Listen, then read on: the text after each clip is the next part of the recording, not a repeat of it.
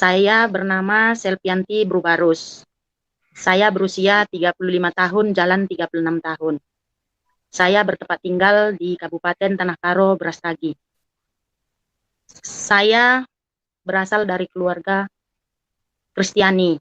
Orang tua saya seorang Kristiani. Kami 5 bersaudara. 3 laki-laki, 2 perempuan, dan saya anak yang bernomor 4. Saya anak nomor 4, adik saya yang di bawah laki-laki, bawahan saya.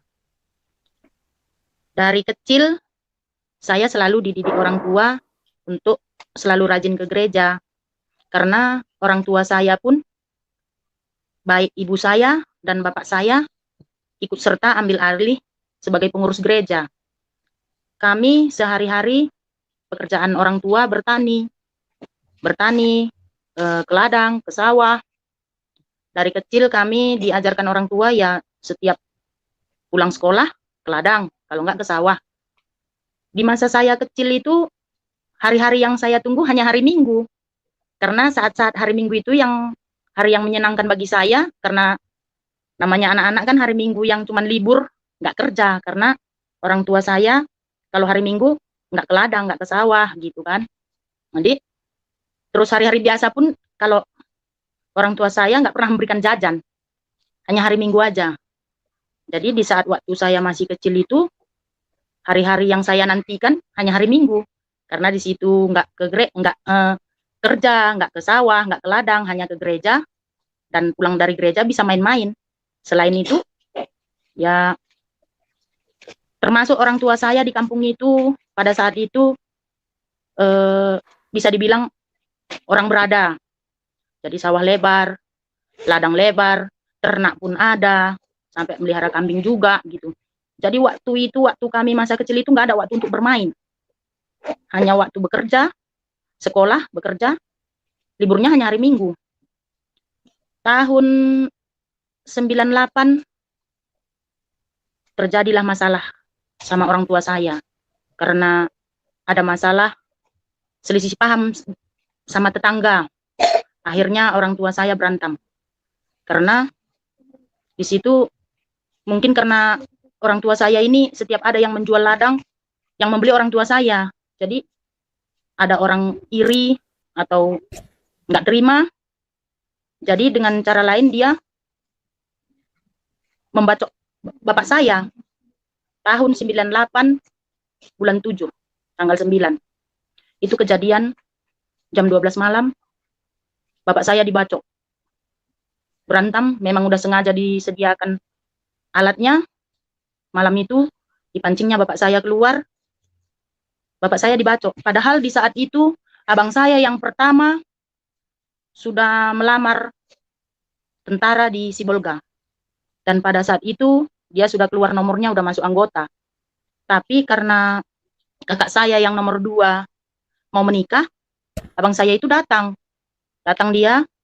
Jadi pas kejadian itu, ketepatan abang saya di situ karena dia belum pulang, belum balik ke tempat dia bertugas.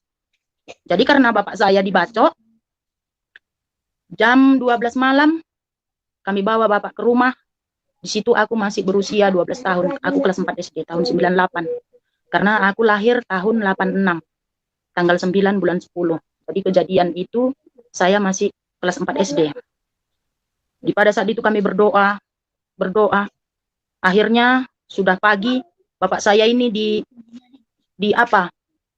dipikul, dibawa pakai bambu, dimasukkan sarung, dibawalah ke tempat yang bisa mobil masuk, jauh sekitar 5 km perjalanan tanjakan.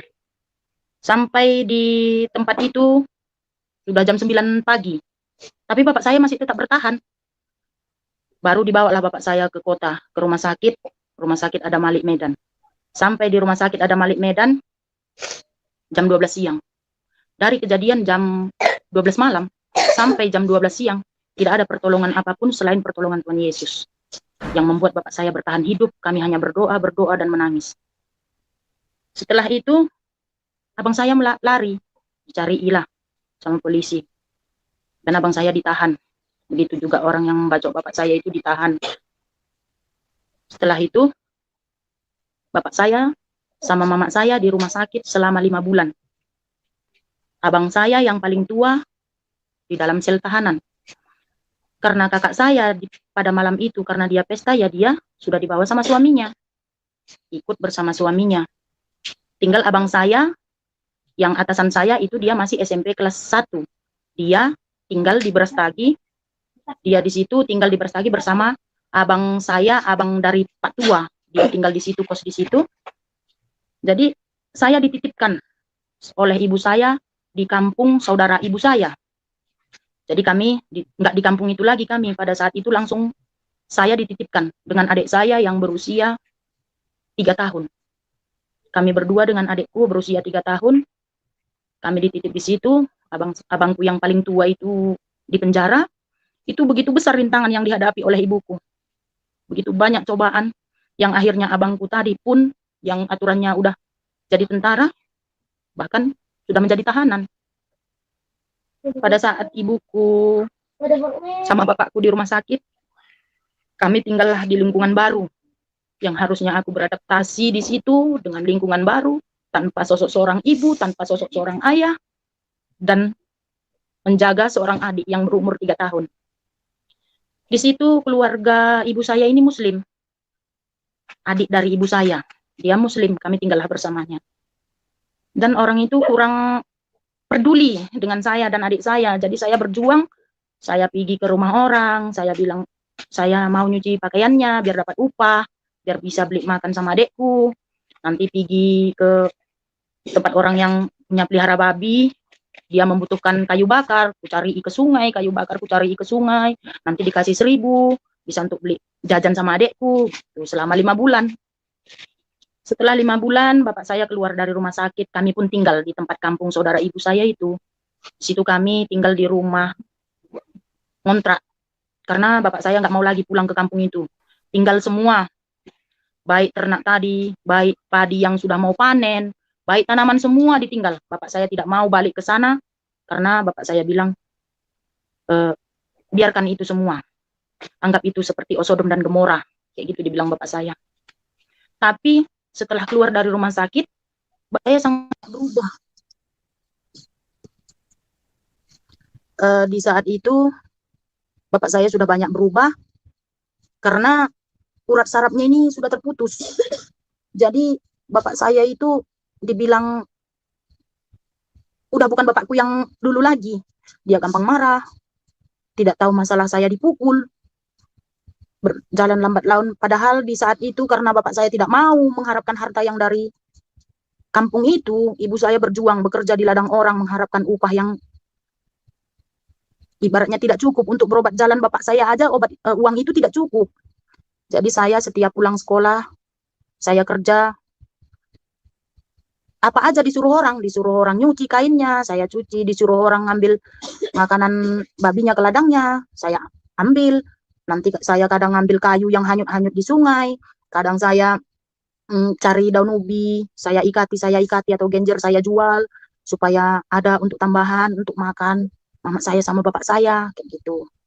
Jadi lambat laun setelah saya berusia 15 tahun, di situ memang hari ke hari saya selalu dapat kekerasan dari bapak saya. Karena tinggal saya di situ yang paling besar. Kakak saya sudah menikah, abang saya pun sudah keluar dari penjara, dia juga menikah. Terus abang saya yang nomor 3, dia tetap tinggal bersama abang saya, anak Pak Tua itu di Brastagi. Dia tetap sekolah di situ. Jadi karena tinggal saya, anak yang paling besar yang sama bapak menghadapi bapak saya yang sudah agak rusak sarafnya, saya selalu kena kekerasan oleh bapak saya. Jadi pada saat itu saya sudah berusia 15 tahun. Saya kelas 2 SMP mau naik kelas 3 SMP. Di situ saya sudah tidak tahan. Saya tidak tahan, saya pergi. Karena saya tahu ada Pak Uda yang di Pekanbaru, saya pergi ke sana. Saya pergi ke Pekanbaru, sampai saya di Pekanbaru, saya bekerja di pabrik aspal APC. Saya bekerja di situ jadi pembantu rumah tangga. pada saat itu saya bertemu dengan mantan suami saya itu. Saya bertemu karena dia sapam di situ. Saya bertemu dengan dia. Saya karena tidak pernah pacaran, tidak pernah kenal gitu bagaimana rayuan itu laki-laki itu, ya selalu percaya aja. Apalagi yang selama ini yang saya dapatkan hanya eh, kemarahan dari seorang bapak. Tiba-tiba saya bertemu dengan laki-laki yang sayang, perhatian. Jadi saya tidak panjang pikir kalau berbeda agama, tidak. Karena pun dia bilang kalau seorang perempuan itu harus ikut dengan suami, begitu juga agamanya pun ya ikut agama suami gitu. Tapi di saat itu saya dibawa ke Siantar, ke tempat abang dia. Rupanya dia sudah ngomong sama orang tuanya, bahwa mau menikah dengan seorang gadis yang beragama Kristen, orang Karo gitu. Mertua saya ini tidak setuju karena dia masih identik dengan adat, dengan tata krama Jawa itu masih erat dia, karena keluarga dari suami saya ini masih keturunan ningrat, masih keturunan darah biru katanya. Jadi mertua saya ini tidak setuju kalau saya jadi menantunya. Tapi karena suami saya berkeras, akhirnya kami dinikahkan oleh abang dia. Suami saya 7 bersaudara. 7 bersaudara, 4 laki-laki, 3 perempuan. Suami saya nomor 6. Setelah kami menikah, kami datanglah ke rumah mertuaku. Yang tempat ibaratnya di situ betul-betul aku harus beradaptasi lagi dengan lingkungan, dengan suku beda, agama beda, semuanya beda drastis dengan kehidupan yang kuhadapi, yang kualami selama ini itu berbeda, jauh berbeda. Di saat itu saya tetap merasa bagaimana caranya ya supaya aku disukai, disenangi oleh mertuaku.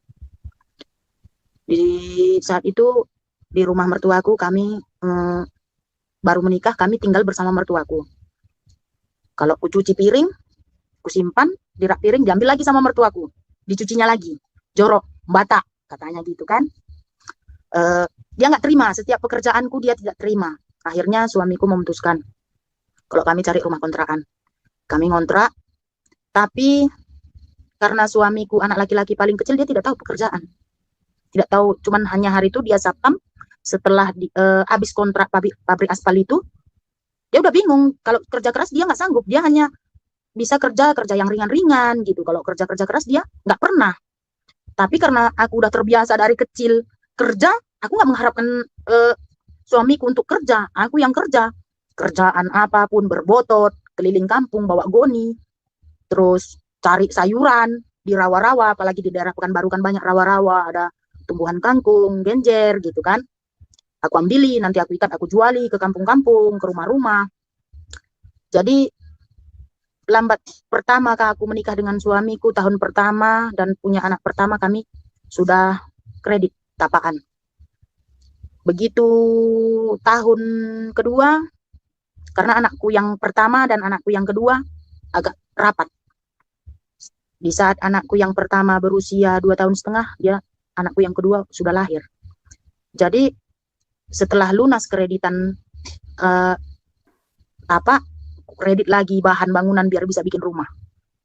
Tapi di saat itu aku selalu beradaptasi. Kalau tetangga pergi wirid, aku ikut wirid. Kalau tetangga ikut pengajian, aku pengajian.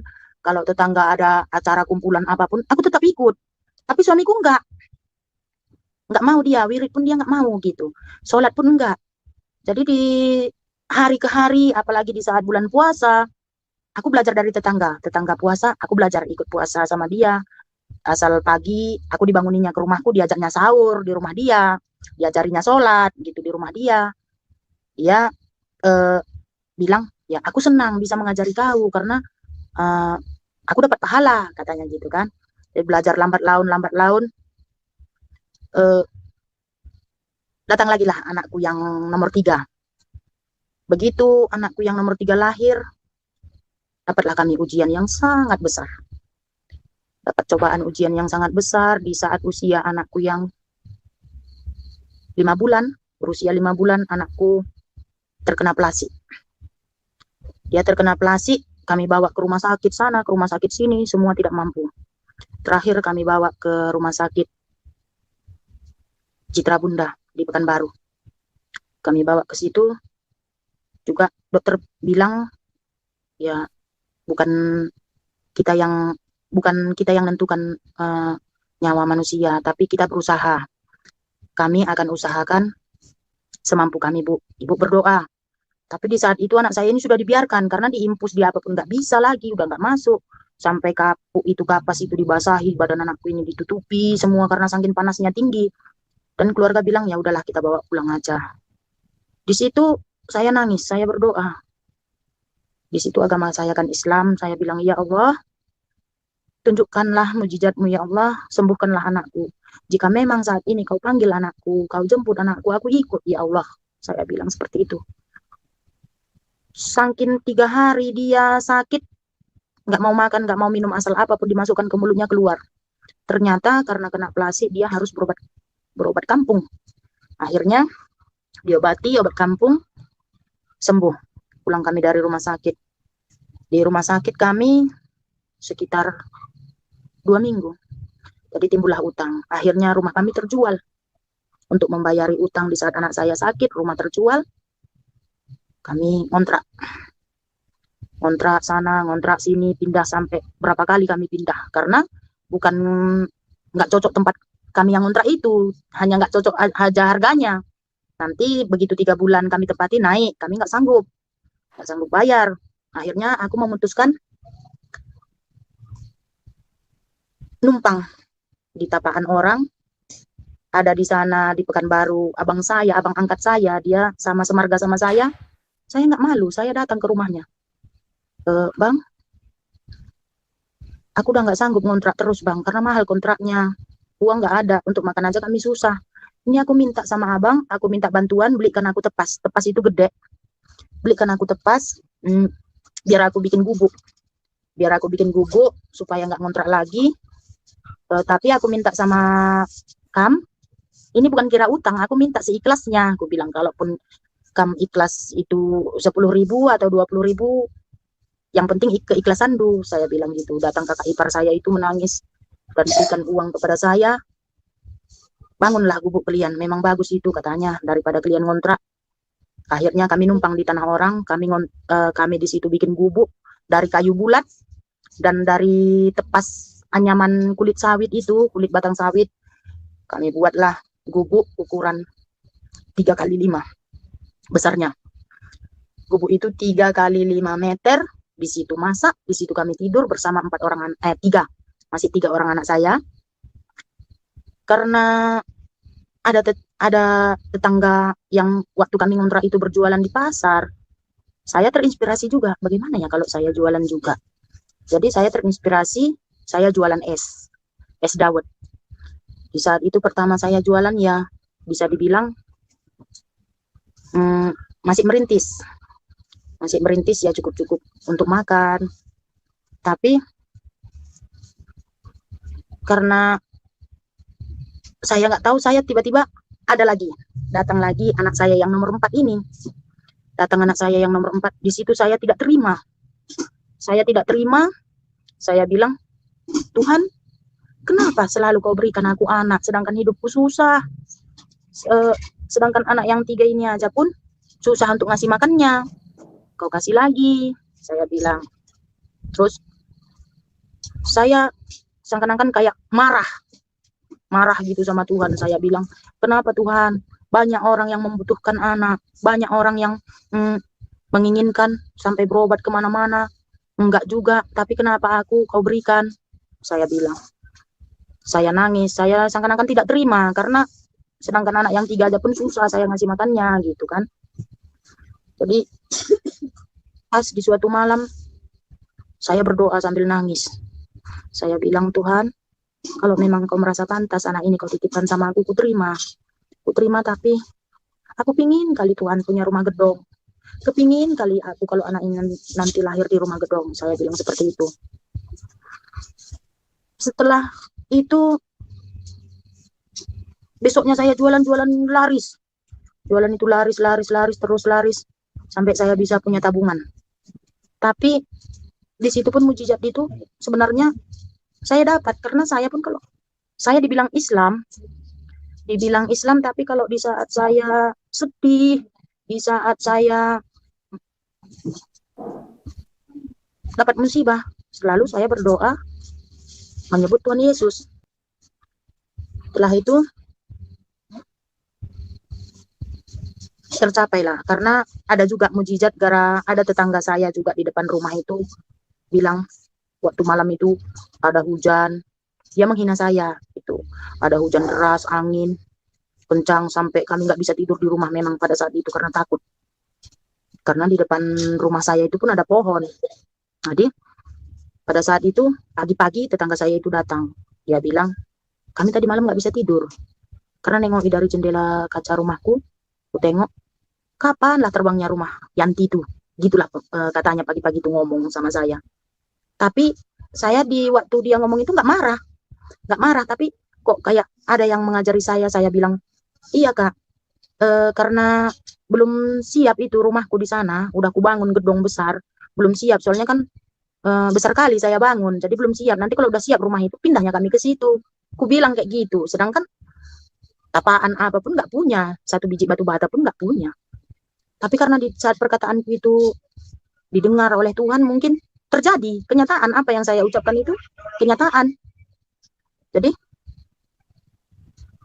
begitu anak saya yang nomor 4 lahir, karena rezeki itu terus dikasih berlimpah, mengalir terus rezeki itu, kami bisa punya rumah, bisa tinggal di rumah yang layak, sampai berjalan terus rezeki itu sampai anak saya yang nomor 2 berusia 12 tahun. Dan pada saat itu anak saya bilang, "Mak, saya pengen dikitan." Karena waktu itu pun anak sekolah lagi libur, saya pengen dikitan, katanya. Jadi, tapi yang bikin saya kecewa, karena di saat saya Islam, saya yang selalu bersama anak-anak saya itu puasa, saya selalu suruh anak saya ngaji, saya suruh selalu anak saya pergi ke masjid untuk sholat. Di saat itu, tapi suami saya nggak mau, dia nggak pernah mau sholat, nggak pernah mau puasa. Bahkan di saat yang bikin saya, di saat saya mengikut agama Islam, yang buat saya yang paling kecewa, satu, di saat bapak saya meninggal tahun 2004, bapak saya meninggal. Biasanya kalau kami orang perwiritan kan, kalau orang tua meninggal datang ke rumah mendoakan gitu. Jadi di saat bapak saya meninggal, orang perwiritanku nggak mau datang ke rumahku, dibilangnya percuma, ngapain kita datang ke rumahnya, kan bapaknya Kristen, jadi percuma kita doakan pun nanti nggak sampai, itu jawabannya. Jadi saya kecewa. Tapi di saat saya kecewa itu pun saya tetap ikut wirid, saya tetap ikuti sampai mau menyambut bulan puasa. Mau menyambut bulan puasa itu kan ngundang ustadz, karena penutupan puasa gitu ngundang ustadz. Jadi di saat ada ustadz itu mengajukan pertanyaan, siapa yang mau bertanya gitu. Jadi saya tunjuk tangan lah, saya tanya, Pak Ustadz,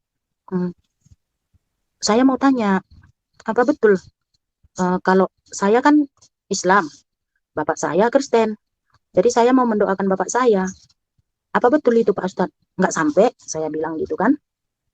Jadi ternyata jawabannya sama seperti ibu-ibu perwiritan itu semua. Pak Ustadz bilang seperti ini, iya Bu, percuma didoakan, soalnya kan bapak ibu Kristen, ibu Islam, jadi doa ibu itu tidak sampai, katanya. Saya jawab, doa saya itu tidak sampai, di mana sangkutnya Pak?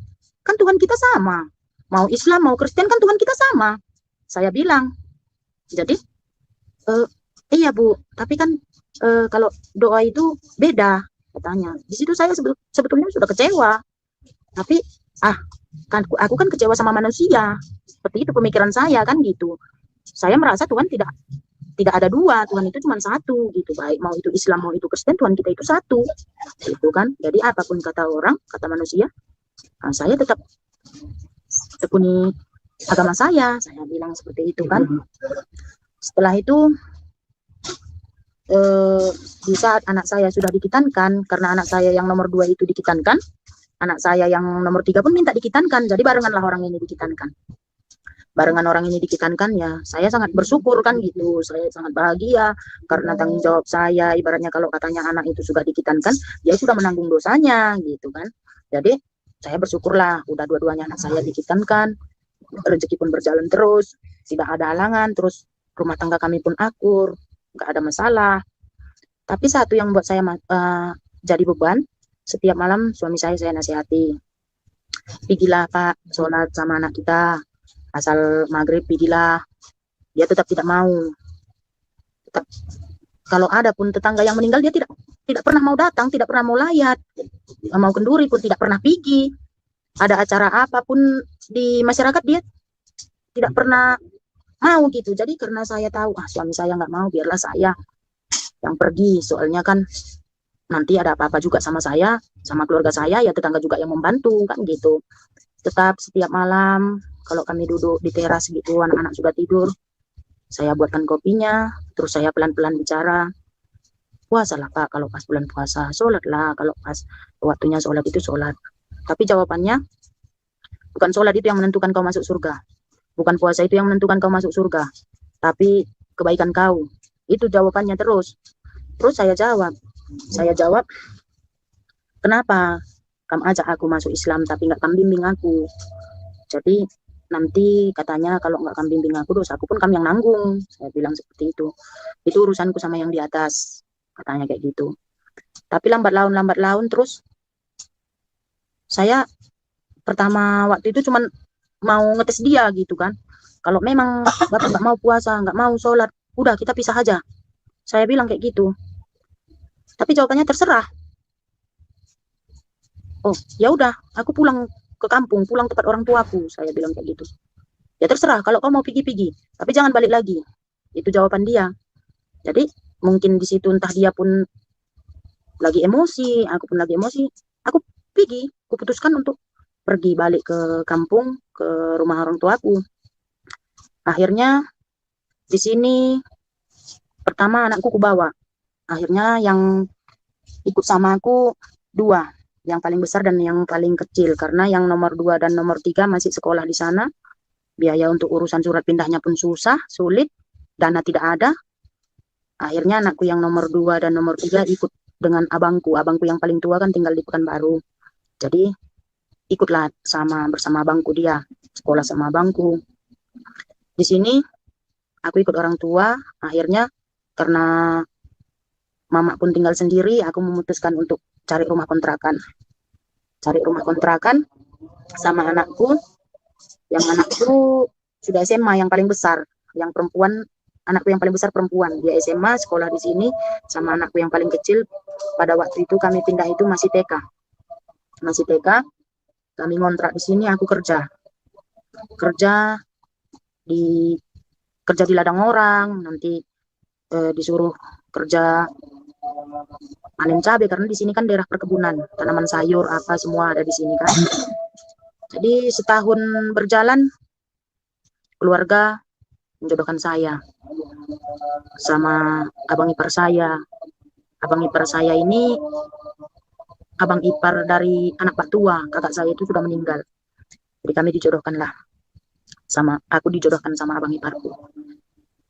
Setahun berjalan, 2 tahun berjalan kami hidup sama. Akhirnya abang iparku ini yang sekarang udah menjadi suamiku, pertama karena dia ngajak aku ke Kristen gitu kan. Enggak, aku bilang, aku nggak mau masuk Kristen. Aku bilang, walaupun aku nggak bisa mempertahankan rumah tangga aku dulu, aku tetap mempertahankan agamaku. Saya bilang seperti itu. Jadi abang ipar saya ini mengalah.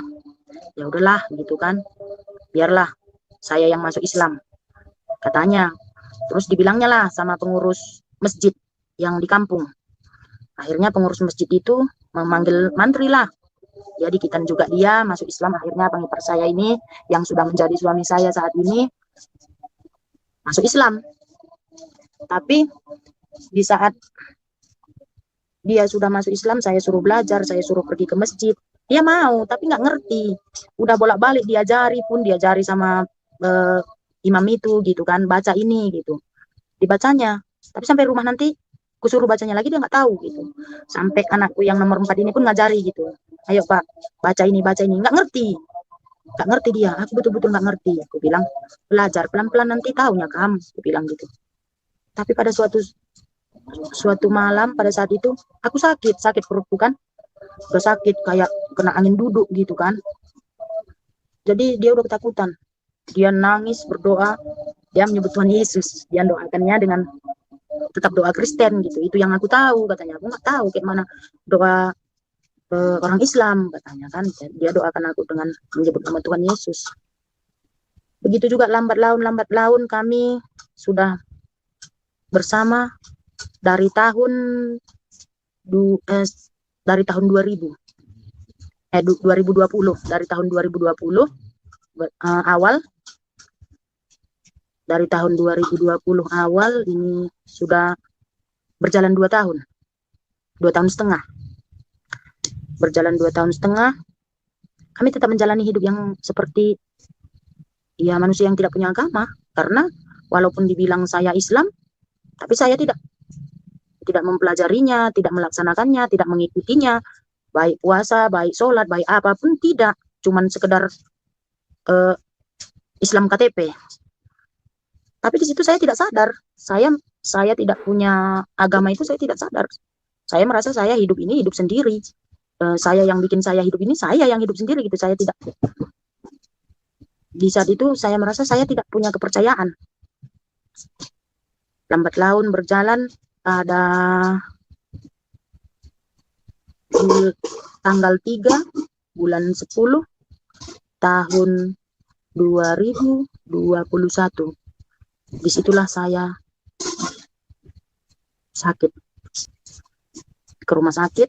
Pertama saya dibawa ke rumah sakit 3 hari, berhenti sembuh ke rumah. Sampai di rumah seminggu kemudian ke rumah sakit lagi. Terus 2 hari pulang ke rumah, 10 hari lagi sakit lagi. Itu. Jadi keluar masuk rumah sakit terus.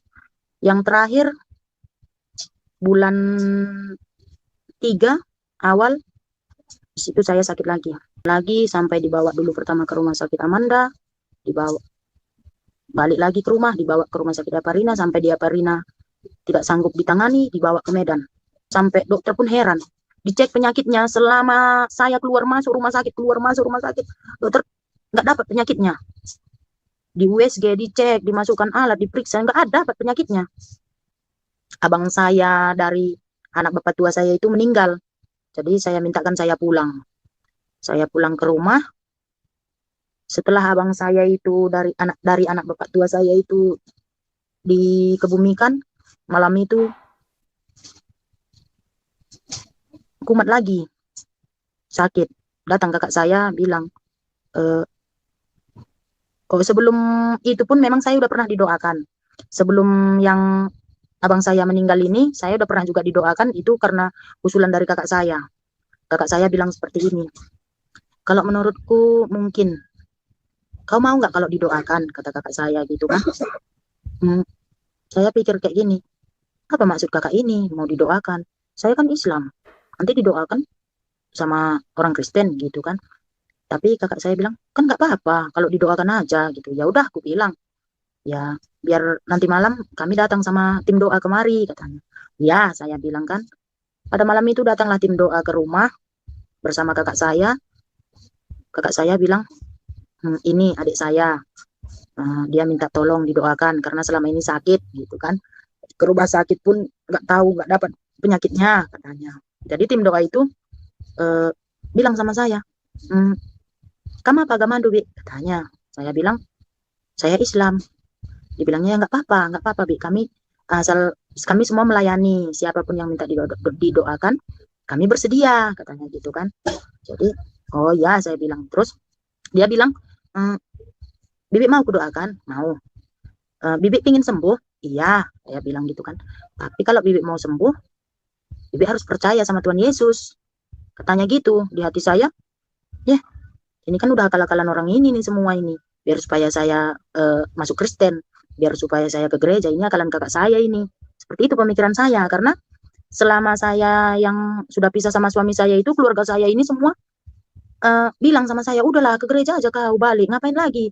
Orang sama suamimu pun bukannya kau diajari, bukannya kau dituntun. Apalagi ini udah pisahnya kalian, udah baliklah kau ke gereja. Baik ibu saya, baik abang saya yang di Pekanbaru, baik keluarga semua gitu, nyuruh saya untuk ke gereja. Saya bilang tetap, saya berkeras, saya keras kepala, saya egois, saya bilang tidak. Pada saat itu ditanyai oleh tim doa itu, saya hanya menjawab di mulut, bukan dari hati. Ditanyanya, kamu percaya sama Tuhan Yesus? Saya bilang, saya percaya. Asal saya jawab aja, bukan dari hati saya, enggak. Karena saya berpikiran, orang ini udah sekongkol ini sama kakak saya, biar supaya saya ke gereja gitu. Jadi begitu didoakan saya pun, saya biasa aja. Karena saya tidak meresapi, malah kan saya biasa aja, perasaan saya itu enggak ada apa-apa gitu kan. Akhirnya yang saya bilang didoakan kedua kali itu, yang setelah abang saya dikebumikan itu, didoakan saya yang kedua kali itu, saya yang minta. Saya bilang, panggil itu tim doa itu, udah nangis mama, nangis kakak, nangis semua, suami saya pun nangis gitu, karena sakitnya di sini kayak ada kayu nyucuk di dada saya ini, napas pun susah, nggak bisa, sampai ibaratnya di bersta gini kayak gitu, dinginnya saya sampai keringat dingin, baju ini basah semua, saking sakitnya, nahan sakitnya. Saya merasa, inilah detik-detik orang yang mau meninggal. Kayak ginilah rasanya kalau udah mau dipanggil sama yang kuasa, kayak gitulah pemikiran saya di waktu saya merasakan sakit itu. Tapi di situ datang, padahal ibaratnya tim doa ini bukan dibayar, bukan dia mengharap imbalan apapun dari saya, tapi dia dengan sukarela datang. Pada malam itu hujan deras, datang orang itu berpayung, datang ke rumah untuk mendoakan saya.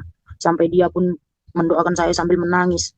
Terus di saat itu saya didoakan itu, saya bilang, Tuhan, Tuhan Yesus, tolong saya, selamatkan saya Tuhan, sembuhkan saya Tuhan. Di situ saya merasa udah dijamah oleh Tuhan Yesus. Saya merasa udah ada mujizat yang dapat pada saya pada waktu malam itu. Dia mendoakan saya seperti badan saya ini kayak kena sangat arus listrik tersetrum gitu kan. Dan rasa sakit itu semakin sakit, karena dia bilang pun nanti pas untuk pencabutannya ini kamu akan lebih merasakan lebih sakit lagi katanya. Pada waktu itu memang sakit kali yang kurasakan, sampai untuk bicara, untuk mengatakan sakit aja pun udah nggak sanggup gitu. Jadi setelah didoakan, semua keluarga pun ikut berdoa, menangis. Terus saya bilang, Tuhan Yesus, sembuhkan saya, sembuhkan aku Tuhan Yesus, ampuni aku Tuhan. Tuhan Yesus, aku milikmu, tak ada kuasa apapun yang berhak dalam hidupku hanya selain Engkau Tuhan. Hanya Engkau yang bisa berkuasa dalam tubuh ini Tuhan, sembuhkan aku Tuhan. Saya bilang seperti itu sambil saya menangis. Tiba-tiba rasa sakit yang nyucuk sini itu hilang. Setelah itu begitu orang itu pulang, semua udah enakan di badanku. Berapa hari kemudian pas malam minggu, saya bilang sama suami saya, besok ke gereja kita, saya bilang gitu kan. Dia terkejut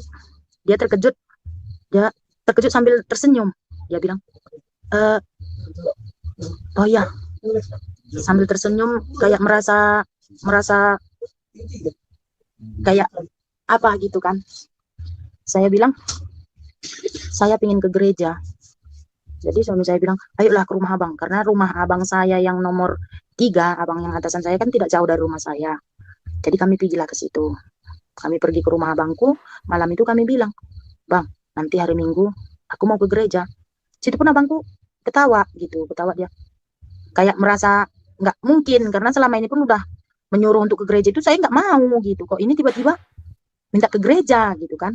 Terus kakak ipar saya bilang, oh terima kasih Tuhan, katanya. Engkau sudah mendengarkan doaku yang kudoakan selama ini. Aku pingin kali kalau dia ke gereja, adikku ini ke gereja, katanya. Selama ini ternyata dia mendoakan saya gitu, supaya tersentuh hati saya, supaya saya ke gereja. Akhirnya hari Minggu itu, karena mama saya pun senang kali, mama saya sama kami agak berjarak jauh lah, karena mama saya kan tinggal di Sembahe. Karena saya bilang saya pengen ke gereja, mama saya pun datang ke Brastagi pada hari Minggu itu sama abang saya, sama mama saya, sama keluarga semua kami pergi ke gereja. Pulang gereja kami Mama saya bilang, kumpullah, kita makan rame-rame, kita sama-sama makan ini, ngucap syukur bahwa saya mau ke gereja, keluarga semua senang. Setelah minggu pertama, minggu kedua, kami ke gereja terus. Aku nggak pernah sakit lagi.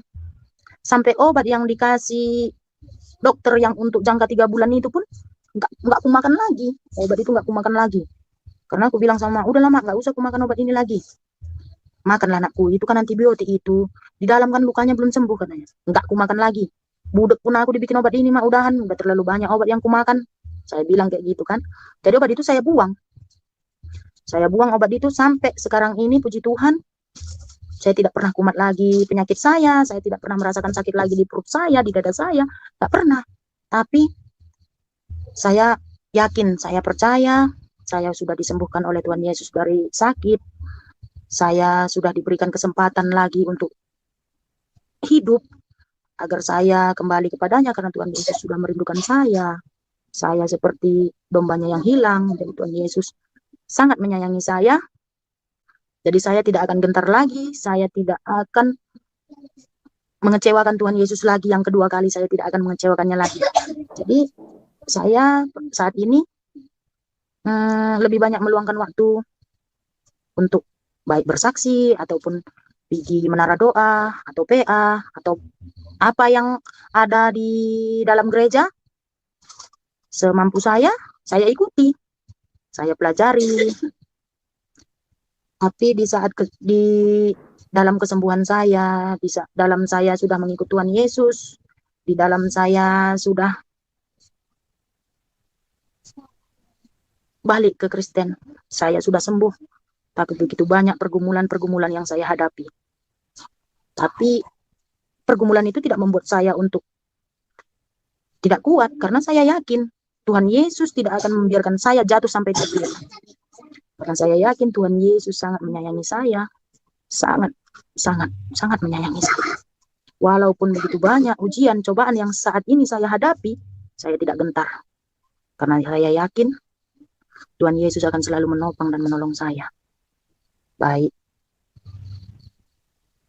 pergumulan di dalam keluarga, baik pergumulan di dalam rumah tangga, baik pergumulan di dalam perekonomian, saya tetap kuat. Karena pada saat ini pun saya masih bisa tetap makan. Saya masih bisa bekerja karena saya sudah diberikan kesehatan, kekuatan oleh Tuhan. Jadi saya tidak takut. Saya selalu kuat. Begitu banyak cobaan lagi yang dari luar yang menghadang saya. Baik dari keluarga, baik dari kehidupan rumah tangga kami. Karena kami pun sama abang ipar saya ini, kalau dibilang orang Karo, belum diadati. Belum dipestakan, belum ada adat. Karena ekonomi belum memadai. Jadi baik dari rumah tangga,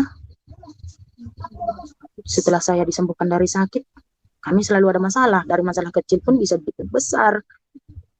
Kami bisa selalu berantem, nanti akur lagi, berantem, akur lagi gitu. Saya tidak tahu, mungkin banyak cobaan, banyak godaan apa semua yang menghadang sama saya, tapi saya selalu berdoa, Tuhan kuatkan saya untuk menjalani semua ini, untuk menghadapi semua ini. Jadi apapun yang sekarang saya rasakan, saya merasa tetap kuat. Apalagi di saat begitu banyak beban yang saya hadapi. Kalau saya udah pergi ke Batian atau pergi ke menara doa, asal pulang dari sana, saya merasa sudah tidak ada beban lagi. Saya sudah tidak ada masalah lagi. Hati ini lapang, hati ini damai. Jadi sampai saat ini, apapun masalah yang saya hadapi, saya tetap yakin Tuhan Yesus tidak akan membiarkan saya terjatuh sampai tergeletak. Dan Tuhan Yesus akan selalu tetap menyayangi saya. Haleluya, terima kasih.